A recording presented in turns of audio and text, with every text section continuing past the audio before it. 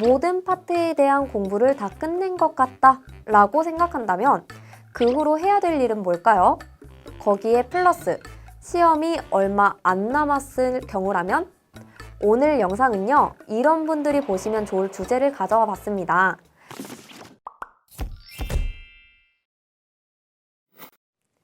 안녕하세요. 해커스일본어 최연지입니다.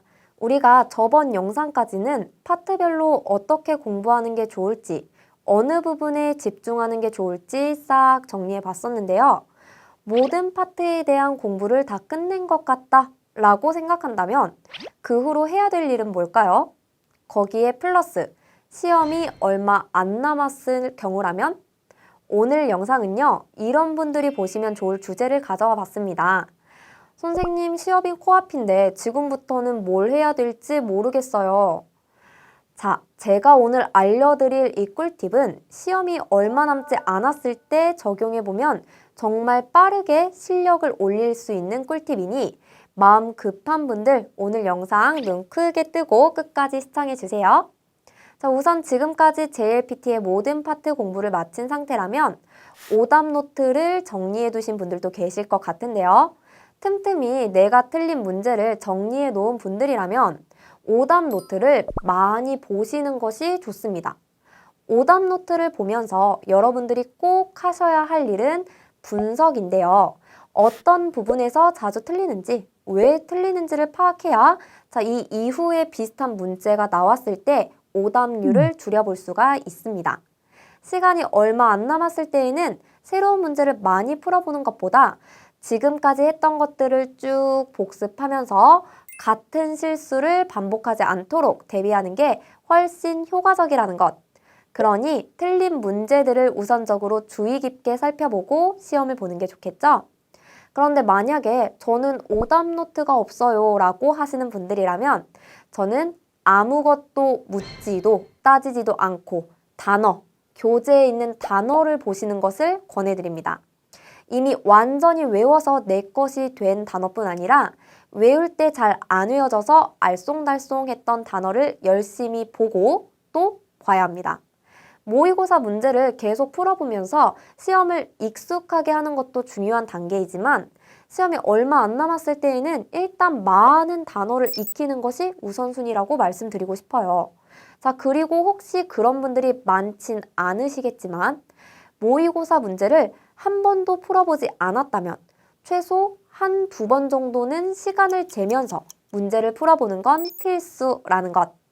단어와 더불어 시험을 보기 전에 꼭 반복해서 익혀놓고 시험을 봐야 하는 부분은 문법 문형입니다.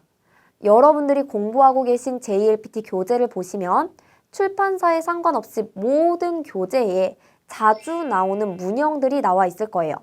아마 여러분들의 머릿속에는 자주 나오는 문형이 있더라도 해당 문형과 의미 정도만 기억되어 있을 것 같은데요. 하지만 시험이 얼마 안 남았을 땐 그 문형이 어떤 식의 문장으로 만들어지는지는 꼭 체크해 두어야 합니다. 자, 예를 들어 뭐뭐 하자마자 라는 뜻, 나니나니 토탕이라는 표현이 있습니다. 이 문형 앞에는 무조건 동사의 타형, 즉 과거형을 붙여야 해요.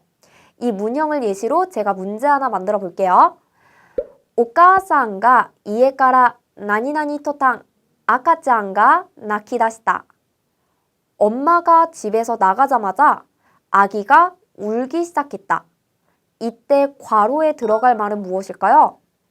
자, 바로 이렇게 문법 문제에서는 해당 문형뿐 아니라 그 앞 또는 뒤에 어떤 형태의 단어를 넣어야 할지를 고르는 문제가 출제될 가능성도 있기 때문에 만약 방금 전 문제의 경우 타형이 토탕 앞에 붙는 걸 알고 있었다면 어렵지 않게 풀 수 있는 문제가 되겠죠.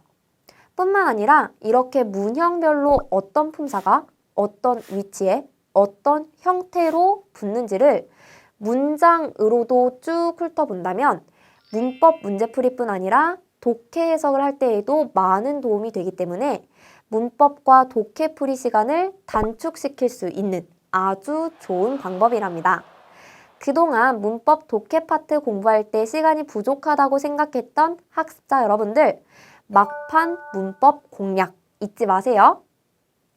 이렇게 마지막까지 꼼꼼하게 공부를 했다 하더라도 불안한 마음은 모든 수험자가 마찬가지일 거예요. 그럴 땐 틈틈이 청해 음원 파일을 들어봅니다. 꼭 공부할 때만 듣는 것이 아니라 무의식 중에 나의 귀를 청해에 노출시키는 것이 좋습니다. 지하철로 이동할 때나 친구를 기다릴 때, 집에서 청소를 할 때 등 정말 짬짬이 남는 시간들 있잖아요. 평소에는 음악을 들으며 아깝게 소비해버리는 시간들을 청해 듣기 파일을 틀어두고 혹시 혼자 있는 시간이라면 중얼중얼 따라 말하기도 하면서 그 의미를 되새겨주세요. 청해 또한 정해진 인사 표현과 어미 표현이 반복되기 때문에 평소에 반복해서 계속 귀에 익혀둔다면 실전에서 분명 내가 많이 들어봤던 표현이 나오게 되고 그럼 훨씬 더 자신감 있게 문제를 풀어나갈 수 있겠죠? 자, 이렇게 오늘은 제가 시험이 얼마 남지 않았을 때에는 어떤 부분을 집중하면 좋을지에 대해 말씀드려 보았는데요. 그럼에도 분명 마음이 놓이지 않고 불안불안한 여러분들의 마음은 정말 당연한 거예요. 하지만 제가 알려드린 이 방법으로 불안한 마음을 조금씩 다스리면서 마인드 컨트롤 하는 것 잊지 말고 실천해 주셨으면 좋겠습니다. 그리고 무엇보다도 가장 중요한 건 절대 포기하지 않는 마음을 가지는 것. 이번에 공부 많이 안 했으니까 분명 시험 망칠 거야 라는 생각보다 아는 문제는 절대 틀리지 않는다 라는 생각으로 끝까지 시험을 붙들고 있는 것에서 여러분들의 합격이 좌우될 수 있으니 제가 말씀드리는 이 마음가짐도 꼭 잊지 말기예요. 오늘 배운 이 영상이 여러분들의 JLPT 공부에 도움이 되었다면 좋아요와 구독, 알림 설정까지 꾹꾹 눌러주시고요. 그럼 저는 다음 영상으로 찾아올게요. 안녕!